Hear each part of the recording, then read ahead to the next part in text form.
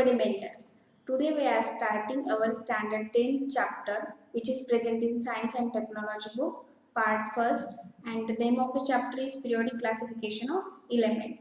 My name is Prachi Rode. Let's begin the chapter. What is present in periodic classification of element? म्हणजे ह्या chapter मध्ये नेमकं काय present आहे? तर आपल्याला इथं खाली इमेज दिसते बघा. दिसते आपल्याला पिरियोडिक टेबल ऑफ एलिमेंट असं नाव आहे ह्या इमेजचं. तर ह्या इमेजमध्ये आपल्याला वेगवेगळे एलिमेंट्स दिसत आहेत. तुम्ही आधीच्या स्टँडर्डमध्ये बघितलं असेल एलिमेंट म्हणजे काय, कंपाऊंड म्हणजे काय. तर आपल्याला हेच शिकायचं आहे. मग आपल्याला ही पूर्ण इमेज दिसते. हा काय पिरियोडिक टेबल आहे कशाचा? एलिमेंटचा. आपल्याला पिरियोडिक क्लासिफिकेशन ऑफ एलिमेंटमध्ये हेच सगळं बघायचं आहे की एलिमेंट कसे क्लासिफाय केलेले आहे. म्हणजे सुरुवातीच्या काळापासून कोणी वेगवेगळ्या सायंटिस्टनी कसे त्याचं क्लासिफिकेशन केलं, कसे कसे एलिमेंट म्हणजे सायंटिस्टनी शोधून काढले, ते सगळं आपल्याला ह्या चॅप्टरमध्ये बघायचं आहे. ठीक आहे, लेट्स बिगिन. ओके, आता आपल्याला ह्या चॅप्टरमध्ये काय काय कंटेंट दिलेले आहे त्यांनी, म्हणजे काय काय मुद्दे बघायचे आहेत बघा. Element and their classification. Element काय असतं आणि त्यांचं क्लासिफिकेशन बघायचं आहे. त्याच्यानंतर मग वेगवेगळ्या सायंटिस्टनी काय काय डिस्कवरी केलेली आहे. मग डोबेरिनर ट्रेड्स बघायचे. ट्रेड म्हणजे काय ते बघायचे. डोबेरिनरने काय काय सांगितले ते बघायचे. न्यूलन्स लॉ ऑफ ऑक्टेव्ज. मग न्यूलन लॉ ऑफ ऑक्टेव्ह बघायचा आहे. लॉ ऑफ ऑक्टेव्ह काय नेमकं न्यूलनने सांगितलेला. त्याच्यानंतर मेंडेलिव्ह पिरियोडिक टेबल. मेंडेलिव्हचा पिरियोडिक टेबल कसा होता, काय काय सांगितलं मेंडेलिव्हने ते बघायचं आहे. त्याच्यानंतर मॉडर्न पिरियोडिक टेबल. आपला आत्ताचा जो आहे आपण पिरियोडिक टेबल आता या इमेजमध्ये जो बघितला हा पिरियोडिक टेबल, हा मॉडर्न पिरियोडिक टेबल आहे. हा सध्या पण हाच चालू आहे. म्हणजे हा लास्ट हे होता आतापर्यंतच्या डिस्कवरीमध्ये. हा एकदम चांगला टेबल होता ज्या की जेणेकरून याच्या पुढचा टेबल बनवण्याची गरज नाही पडली. हा काय आहे मॉडर्न पिरियोडिक टेबल, आपल्याला तो बघायचा आहे. ठीक आहे, एक एक पॉइंट आपण बघूया.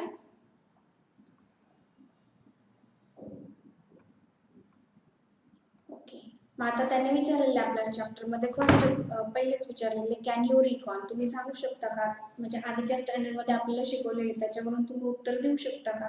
मग त्यांनी विचारलेले what are the types of matter. मॅटरचे वेगवेगळे टाइप्स कोणते आहेत.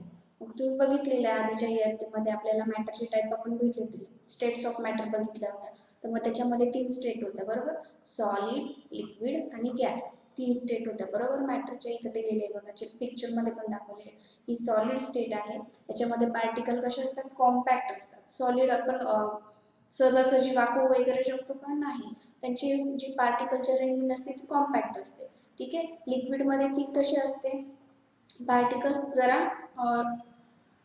पार्टिकलमध्ये 2 पार्टिकलमध्ये जरासा गॅप असतो, म्हणून त्यांचे लिक्विड आपण ज्या शेपमध्ये टाकतो त्याच्यानुसार त्याला शेप येतो. ज्या भांड्यात टाकतो आपण, ज्या व्हेसलमध्ये टाकू तसा शेप येतो बरोबर लिक्विडला.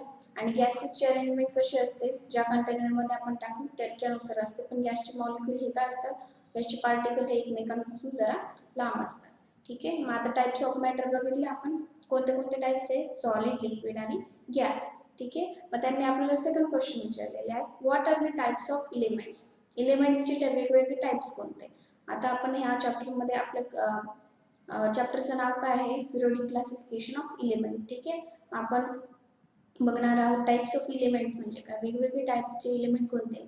आपण बघा इथं आपल्याला इमेज दिलेली.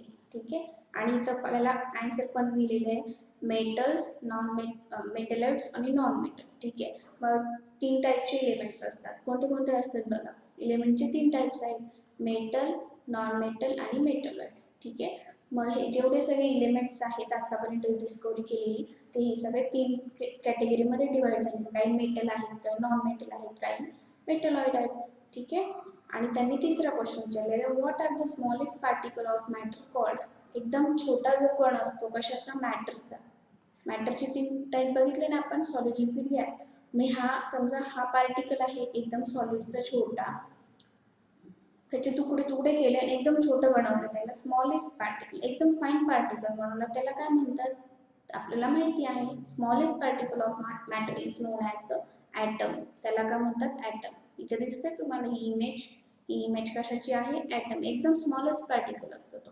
आणि ह्या ज्या शेल्स दिसत आहेत त्या आपण कुठे डिस्कस करणार आहोत. ठीक आहे, हा मधला जो आहे त्याला काय म्हणतात, ॲटम. एकदम स्मॉलेस्ट पार्टिकल असतो.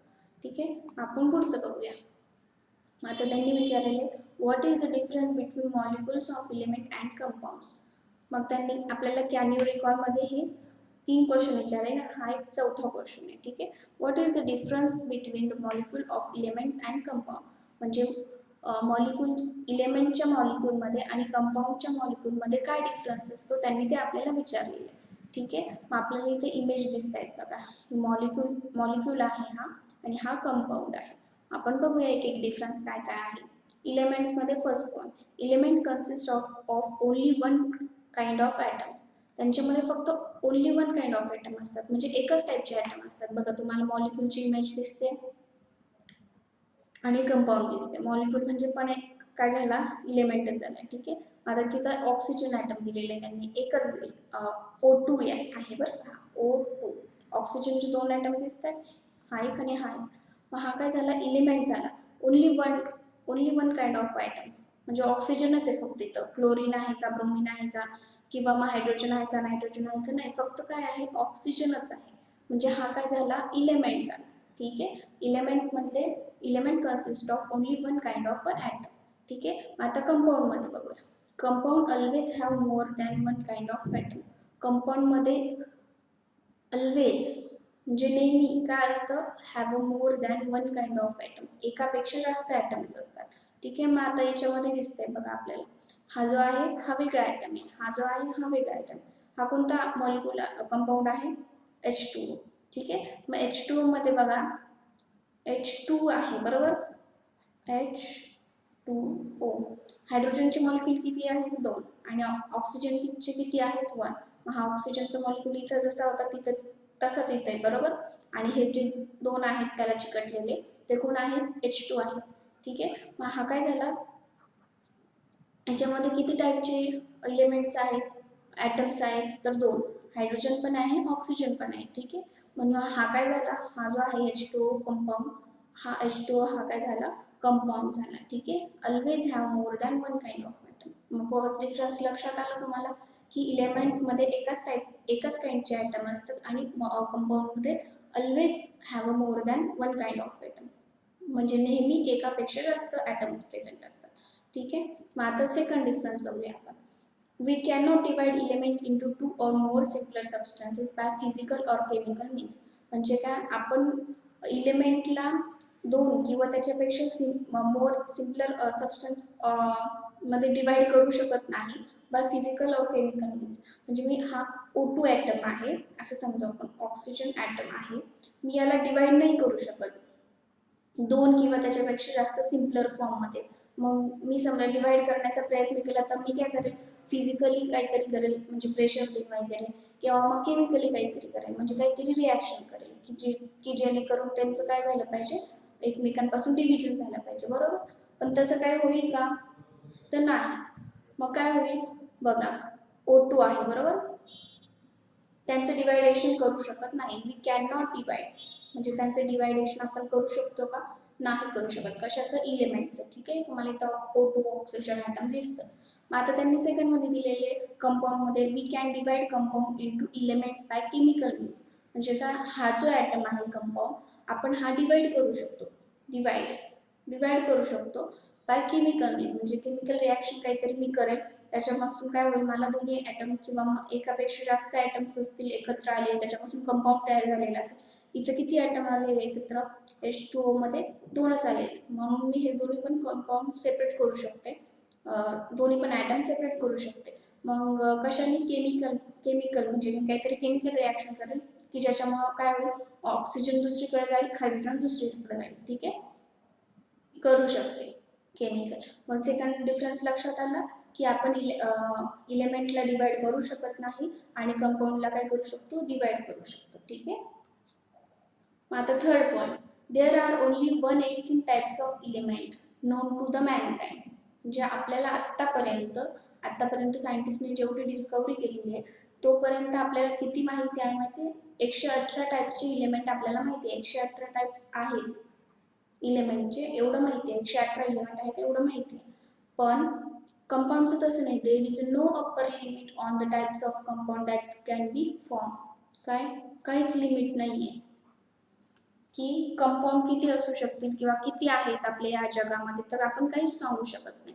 कारण की आतापर्यंत कंपाऊंड हे बनवलेले आहेत आणि बनवत पण आहेत. सायंटिस्ट वेगवेगळे कंपाऊंड बनवत आहेत. म्हणजे काय, 118 टाईपचे जे इलेमेंट आहेत ते एकत्र करून ते वेगवेगळे कंपाऊंड अजून सुद्धा तयार करतायत. म्हणून आपल्याला काहीच माहिती की अप्पर लिमिट नाही आहे की किती कंपाऊंड्स असतील, बरोबर. पण इलेमेंट्स किती आहेत, 118. ठीक आहे. आता त्यांनी एक्झाम्पल म्हणून आपल्याला दिलंय बघा, ऑक्सिजन दिलेला आहे. ऑक्सिजन हा काय आहे, इलेमेंट. त्याच्यामध्ये फक्त किती ॲटम आहे, 1च ॲटम आहे. त्याच्यानंतर आपण डिवाइड करू शकतो का ऑक्सिजन, नाही. त्याच्यानंतर हा ऑक्सिजन काय आहे, इलेमेंट आहे. ठीक आहे. आता कंपाऊंडच्या एक्झाम्पलमध्ये त्यांनी आपल्याला H2O एक्झाम्पल दिलंय. कंपाऊंडमध्ये एकापेक्षा जास्त ॲटम्स असतात. तिथं किती दिसतं आपल्याला, ऑक्सिजन 1 आहे, हायड्रोजन 2 आहे. म्हणजे हे किती झाले, 2 टाईपचे ॲटम झाले, बरोबर. त्याच्यानंतर हे आपण डिवाइड करू शकतो, बरोबर, केमिकल मेथडने. ऑक्सिजन वेगळा करू शकतो, हायड्रोजन वेगळा करू शकतो. त्याच्यानंतर आपल्याला अप्पर लिमिट नाही, किती पण प्रकारचे कंपाऊंड असू शकतात. ठीक आहे. आपण पुढचं बघूया, क्लासिफिकेशन ऑफ इलेमेंट्स. मग आता इलेमेंटचं क्लासिफिकेशन कसं झालं, बरोबर. आपण जेव्हा आपले एन्शियंट पीपल्स जे होते त्यांनी काहीतरी शोध लावले, त्याच्यापासून मग काही इलेमेंट निर्माण झाले. निर्माण म्हणण्यापेक्षा त्यांना आढळलं, म्हणजे त्यांनी डिस्कवरी केली की हा इलेमेंट असं प्रॉपर्टी दाखवतो. ठीक आहे. आपण बघूया त्यांनी काय काय केलेलं आहे. We have learn in the previous standard that all the atoms of element are only one type. ठीक आहे. आपण आतापर्यंतच्या मागच्या ज्या इयत्ता आहेत, 9वी पर्यंत शिकलेलो आहोत की इलेमेंटमध्ये काय असतं, ओनली वन टाईप, एकच टाईप असतो, एकच टाईपचे इलेमेंट्स असतात.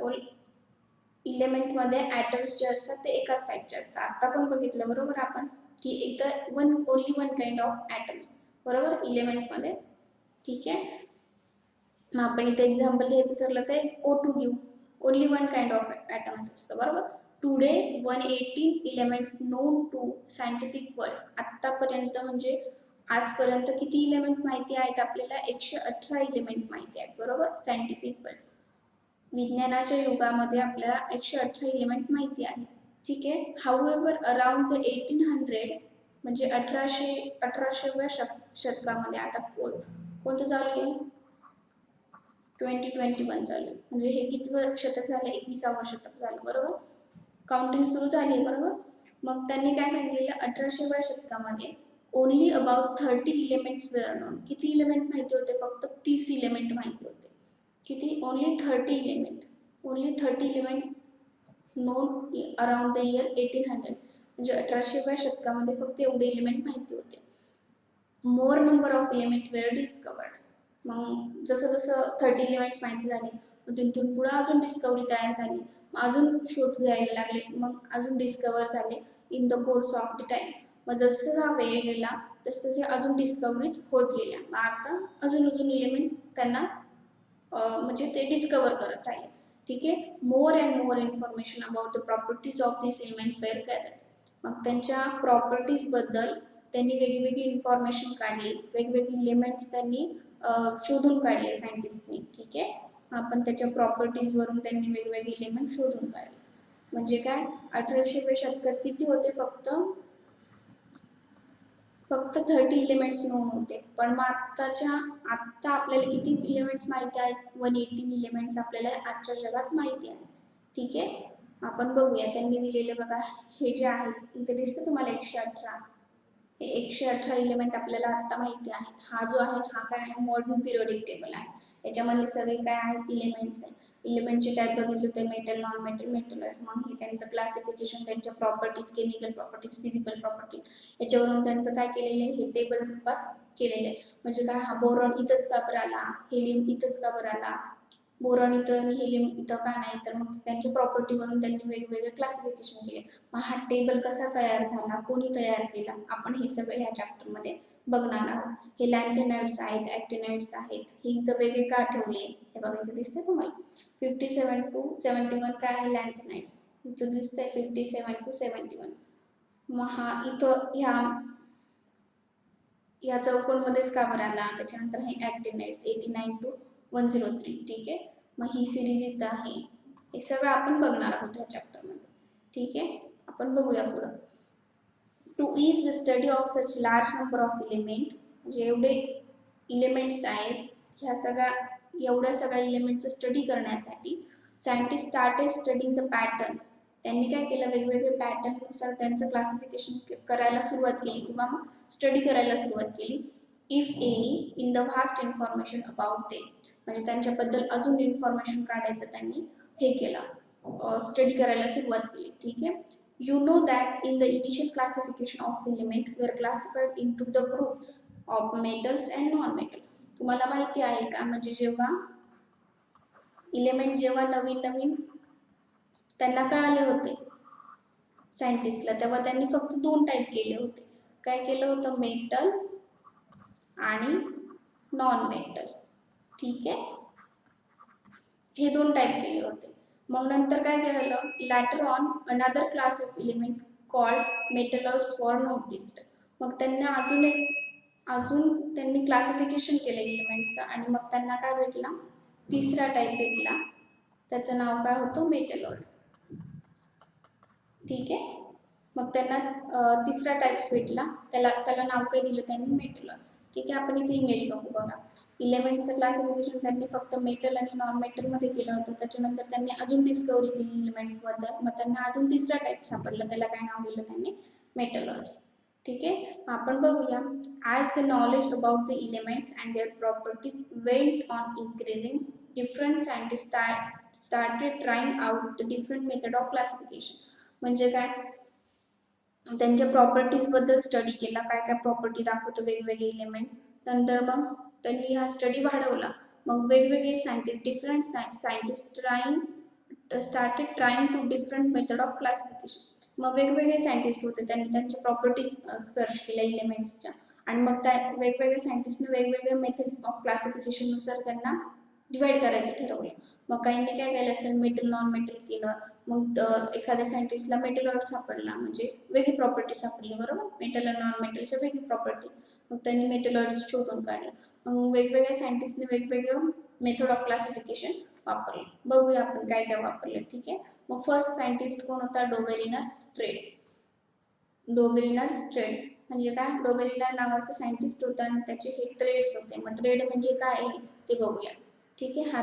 हे जे पिक्चर दिसते तो हा कोण आहे, Dobereiner. In the year of 1817, म्हणजे 1817 मध्ये, अ जर्मन सायंटिस्ट, हा कोणता होता, जर्मनीचा होता, German scientist Dobereiner suggest that the properties of element are related to the atomic masses. म्हणजे यांनी काय सांगितलं की प्रॉपर्टीज ऑफ इलेमेंटचे जे गुणधर्म असतात ते कशापासून रिलेटेड असतात, ॲटॉमिक मासेस. म्हणजे एखाद्या इलेमेंटचं ॲटॉमिक मासवर त्याची प्रॉपर्टी म्हणजे रिलेटेड आहे असं त्यांनी सांगितलं. ठीक आहे. मग he made a group of 3 elements. मग त्यांनी 3 एलिमेंटचा काय केलं, ग्रुप केला. म्हणजे 3 एलिमेंट आपण एक्स वाय झेड असं 3 एलिमेंट असं समजू आपण, हे 3 एलिमेंट आहे. तर त्यांनी याचा ग्रुप केला, हा एक ग्रुप झाला. ठीक आहे. मग अजून एक ग्रुप तयार केला, समजा त्यांनी ए बी सी. मग हे कोणत्या कोण एलिमेंट्स असू शकतात, बरं आपण बघू कोणते एलिमेंट त्यांनी कसे ग्रुप केले. 3 element each having a similar chemical properties. म्हणजे काय, हा जो ग्रुप आहे एक्स वाय झेड, याच्या सगळं काय केमिकल प्रॉपर्टीज काय आहेत, केमिकल प्रॉपर्टीज. ह्या केमिकल प्रॉपर्टीज काय आहेत, सेम आहेत, असा ग्रुप तयार केला. त्याच्यानंतर हा ABC आहे, याच्यात पण केमिकल प्रॉपर्टीज सेम आहे, या तिघांच्या ABCच्या. मग त्यांनी असे ग्रुप तयार केले, वेगवेगळ्या एलिमेंटचे वेगवेगळे ग्रुप. पण काय केलं, त्यांच्यामध्ये तिन्ही एलिमेंटचं काय केमिकल प्रॉपर्टीज ह्या सेम आहेत, असा ग्रुप तयार केला. ठीक आहे. मग त्यांनी हा जो ग्रुप आहे ABC किंवा XYZ असे जे ग्रुप तयार केले, त्याला काय नाव दिलं, ट्रेड्स नाव दिलं. समजा हा काय आहे, ट्रेड्स. ठीक आहे. म्हणून काय नाव आलं याला, त्याच्या डिस्कवरीला डॉबेरिनर ट्रेड. त्यांनी काय तयार केलं, ट्रेड तयार केलं. ट्रेड म्हणजे काय, group of element in which 3 elements are taken by the scientist Doberiners, in which 3 elements have the same chemical properties. ठीक आहे. यांच्या केमिकल प्रॉपर्टीज सेम आहेत. त्याच्यानंतर त्यांनी 3 एलिमेंट एकत्र केले, त्यांच्या केमिकल प्रॉपर्टीज सेम आहेत आणि त्याला नाव काय दिलं, ट्रेड्स नाव दिलं. ठीक आहे. मग आपण बघूया अजून काय काय केलं त्यांनी. He arrange the 3 elements in a triad. त्यांनी 3 एलिमेंटला ट्रेडमध्ये डिवाइड केलं. आपण बघितलंच triad in a increasing order of atomic mass. त्यांनी कशानुसार क्लासिफाय केलं होतं आपण बघितलं इथं, ॲटॉमिक मासनुसार क्लासिफाय केलं होतं बरोबर. मग त्यांनी काय केलं, ट्रेड बनवले. तर मग त्यांनी काय केलं, इन्क्रीजिंग ऑर्डर ऑफ ॲटॉमिक मास मध्ये त्यांनी हे केलं. म्हणजे समजा एक्स वाय आणि झेड, समजा हा एक ट्रेड आहे असं समजू. मग त्यांनी इन्क्रीजिंग ऑर्डर केली. म्हणजे काय, 10 13 आणि 20. इथे इन्क्रीजिंग ऑर्डर दिसते तुम्हाला, एक्सची व्हॅल्यू 10, वायची 13 आणि झेडची 20. म्हणजे काय झालं, इन्क्रीजिंग ऑर्डर झाली का नाही, बरोबर. असं क्लासिफाय केलं आपण, हे एक्झाम्पलसाठी बघतोय. ठीक आहे. मग आता बघूया, the atomic mass of middle element. हा जो मिडल एलिमेंट आहे बघा, ॲटॉमिक मास, याचा atomic mass was approximately equal to the mean of the atomic masses of the other two elements. म्हणजे यांनी काय सांगितलं की ॲटॉमिक मास हा मिडल एलिमेंटचा ॲटॉमिक मास जे आहे, ठीक आहे, याचं मिडल एलिमेंटचं हे काय आहे, approximately equal to the mean of atomic masses of other two elements. म्हणजे काय, आपण असा फॉर्म्युला लिहू शकतो, mean is equal to X plus Z divided by 2. Mean म्हणजे आपण समजा वाय म्हणजे आपला मीन. ठीक आहे. मग हा फॉर्म्युला काय झाला, x plus Z divided by 2. मग त्यांनी असं सांगितलं की मधला जो एलिमेंट आहे त्याची जी ॲटॉमिक मास आहे ते कोणाबरोबर आहे किंवा अप्रॉक्सिमेटली इक्वल टू कशाबद्दल आहे, तर हे जे शेजारचे आहेत एक्स आणि झेड यांच्या ॲटॉमिक मासच्या मीन आहे. मीन म्हणजे त्यांना डिवायडेड बाय 2 करायचं, त्यांची पहिले ॲडिशन करायची ॲटॉमिक मासची, त्याला डिवायडेड बाय 2 करायचं. आणि त्याने असं सांगितलं की हा वायची व्हॅल्यू काय आहे ते तेवढीच येते. ठीक आहे. मग आता बघूया त्यांनी काय काय सांगितलं. हाऊएव्हर ऑल द नोन एलिमेंट्स कुड not be classified into dominant states. मग काय झालं, त्याने असं तर सांगितलं की मिडलच्या एलिमेंटची व्हॅल्यू ॲटॉमिक मास हे त्याच्या शेजारच्या एलिमेंटच्या मीन एवढं येते, मीन एवढं येते. म्हणजे हा फॉर्म्युला वापरून ते येते, मग वाय बरोबर तेवढंच येतोय जेवढा ॲक्च्युअलमध्ये आहे ॲटॉमिक मास त्याचा. ठीक आहे. मग त्याने वेगवेगळ्या क्लासिफाय करून पाहिजे. ठीक आहे. मग पुढे जाऊन असं आढळलं, हाऊएव्हर ऑल एलिमेंट्स कुड not be classified into dominant state. म्हणजे जेवढे एलिमेंट त्यांना माहिती होते आतापर्यंत किंवा डिस्कवरी झाली होती ती डॉमिनंट स्टेट्सनुसार मान्य नाही झाली. म्हणजे काय झालं, काही एलिमेंट्स बरोबर आलं, म्हणजे वाय हा बरोबर आला जेवढा पाहिजे तेवढा, ॲटॉमिक मास जेवढं पाहिजे तेवढं ॲक्च्युअल. पण मग काही एलिमेंटचं तसं झालं नाही, काही ट्रेड्स वेगळे झाले. म्हणजे जर समजा आपण ABC घेतलं, एक्स वाय झेडचं वाय बरोबर आलं, जेवढं ॲक्च्युअली तेवढाच कॅल्क्युलेट करून आलं. पण ABC मध्ये जर बघितलं तर Pचा वेगळा आला. तर मग आपण काय झालं ते बघूया. ठीक आहे. एक्झाम्पल घेऊन बघूया. तर इथं दिलेलं आहे बघा, त्यांनी कसं कसं काढलं, काय काय काढलं, काय काय सांगितलं. ठीक आहे. इथे तुम्हाला दिसत आहे सिरियल नंबर 1 2 3. मग हा एक ट्रेड झाला, हा सेकंड ट्रेड आणि हा थर्ड ट्रेड. ठीक आहे. ग्रुप ट्रेड म्हणजे काय झाला, ग्रुप झाला. ठीक आहे. ट्रेड दिसतोय. फर्स्ट मध्ये काय, लिथियम सोडियम पोटॅशियम. ठीक आहे. मग आता लिथियम सोडियम पोटॅशियमचा आपण बघूया. एलिमेंट 1 कोणता आहे, लिथियम. लिथियमचा Li. मग त्याचा ॲटॉमिक मास किती आहे, 6.9. ठीक आहे. आणि लास्टवाला कोणता आहे, के म्हणजे पोटॅशियम. पोटॅशियमचं किती, 39.1. ठीक आहे. मग आपण बघून हे बघा, मीनचा फॉर्म्युला काय, ए प्लस सी डिवायडेड बाय 2. आपण इथं पण बघितलं होतं बरोबर, एक्स प्लस झेड. आपण फर्स्ट आणि लास्ट एलिमेंट बघितलं होतं, ती मिडलची काय होती, बेरीज होती. आपण इथं करून बघू, 6.9 प्लस 39.1. आता हे कशाचं घेतलंय बघा, लिथियम सोडियम आणि पोटॅशियम ही तीनची सिरीज आहे.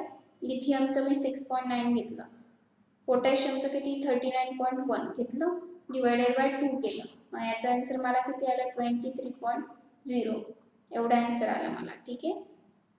म्हणजे पण त्यांनी दिलेले दाखवले बघा आपल्याला, 23.0 उत्तर आलेलं आहे. मग त्यांनी काय केलं, ॲक्च्युअल ॲटॉमिक मास म्हणजे ॲक्च्युअलमध्ये ॲटॉमिक मास किती आहे त्याचं कॅल्क्युलेटेड किती आलं आपल्याला, 23.0. आणि ॲक्च्युअल पण किती आहे, 23.0. म्हणजे इथं काय झालं, त्याची जी डिस्कवरी होती ती काय झाली, सक्सेसफुल झाली. बरोबर, दोन्ही पण आले का बरोबर. 23. मग आता आपण सेकंड ट्रेड बघूया. Second triad calcium strontium barium. कॅल्शियमचं बघा, कॅल्शियमचं किती 40.1, ठीक आहे, आणि बॅरियमचं किती 137.3. मग इथं आपण समजा करून बघूया. हे सोडियमचं, ठीक आहे. आपण पुढच्या पेजवर जाऊया.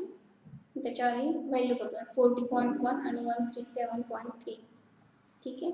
40.1 प्लस 137.3 डिवायडेड बाय 2. याचा आन्सर किती आलं ते बघूया. 88.7, ठीक आहे. हे स्ट्रॉन्टियम्स आपण कॅल्क्युलेट केलेलं आहे तेवढं आलं 87.3, ठीक आहे. आणि ते ॲक्च्युअलमध्ये किती बघा 87.6, 88.7 आलं आपलं, आणि इथं किती आलं 87.6. म्हणजे डिफरन्स आला काहीतरी. सेम आहे का हे दोन्ही? तर नाही. म्हणजे इथं त्याची डिस्कवरी होती ती काय झाली, फेल झाली. दोन्ही पण सेम आले का? नाही. ठीक आहे. आपण पुढचं ट्रेड बघूया. क्लोरीन ब्रोमीन आयोडीन, ठीक आहे. मग क्लोरीनचं किती 35.5 प्लस 126.9, ठीक आहे. 35.5 136.9 डिवायडेड बाय 2, ठीक आहे.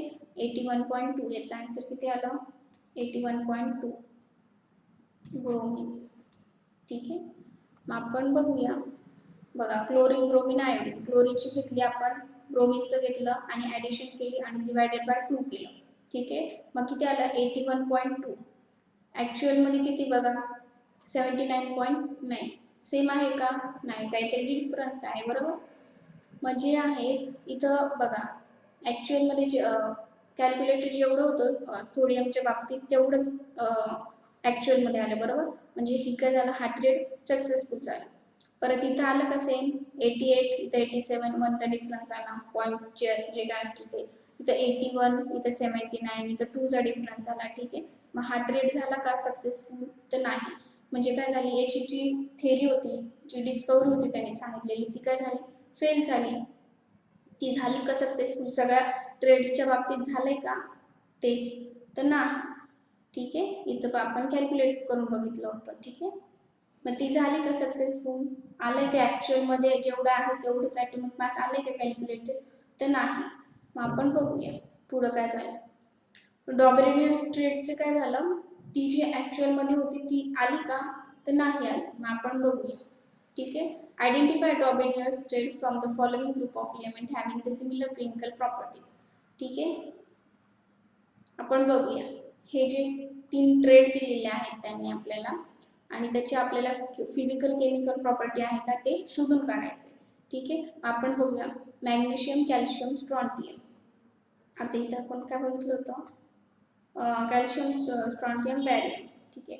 आपण इथं काय मॅग्नेशियम कॅल्शियम स्ट्रॉन्टियम त्यांनी ॲटॉमिक मास दिलेले आहेत त्यांचे, ठीक आहे. मग आपण करून बघितलं 24.3 मॅग्नेशियमचा प्लस स्ट्रॉन्टियमचं किती 87.6 डिवायडेड बाय 2 किती आलं हे कसलं आहे कॅल्शियमचं 55.95. हे कसलं आहे कॅल्क्युलेटेड, पण ॲक्च्युअल किती आहे त्याचं 40.1. ॲक्च्युअल किती 40.1.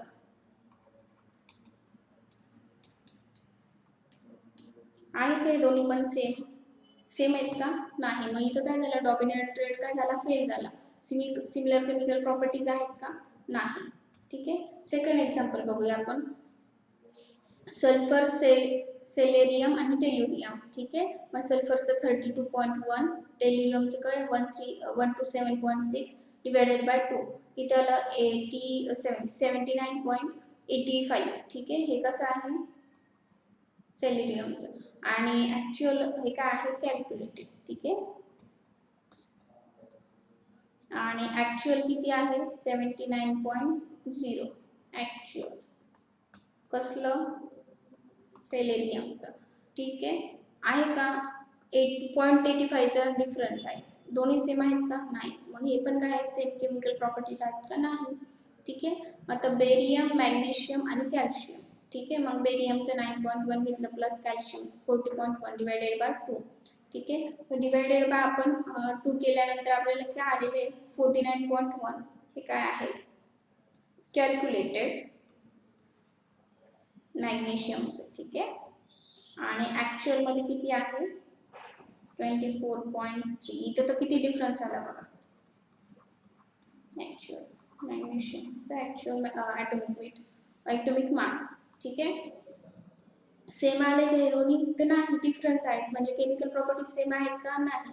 म्हणजे आतापर्यंत ही जी कॅन यू टेल मध्ये 3 एक्झाम्पल बघितले आपण, ते तिन्ही याच्यामध्ये आले का? नाही. इथं पण फेल झालंय बघा. त्याच्यानंतर इथे पण फेल झालंय, इथं पण फेल झालंय, ठीक आहे. म्हणजे काय झालं, डॉबेरिनरची जी ट्रेड आहे त्याने जी डिस्कवरी केली ती काय झाली, पूर्णपणे फेल झाली. पूर्ण ट्रेडच्या बाबतीत ती आली का? जर समजा पूर्ण ट्रेडच्या बाबतीत आली असती, पूर्ण ग्रुपमध्ये आली असती, 3-3च्या ग्रुपमध्ये आली असती, तर काय झालं, त्याची थेरी जी आहे ती सक्सेसफुल झाली असती. पण ते आलंय का तसं काही? तर नाही. म्हणून त्याची थेरी काय गेली, फेल गेली. त्याची डिस्कवरी काय गेली, फेल गेली. आपण पुढच्या लेक्चरमध्ये न्यू सायंटिस्ट बघू, त्याने काय डिस्कवरी केली, कसं कसं पिरियोडिक टेबल परत डिस्कवर झाला, ते सगळं आपण बघूया, ठीक आहे. पुढच्या लेक्चरमध्ये आपण ते बघूया, ठीक आहे. थँक्यू. या लेक्चरमध्ये आपण काय बघितलं, डोबेरिनर ट्रेड्स बघितलं. पुढच्या लेक्चरमध्ये आपण बघूया न्यूलंडचं आहे वाटतं मे बी, आपण बघूया.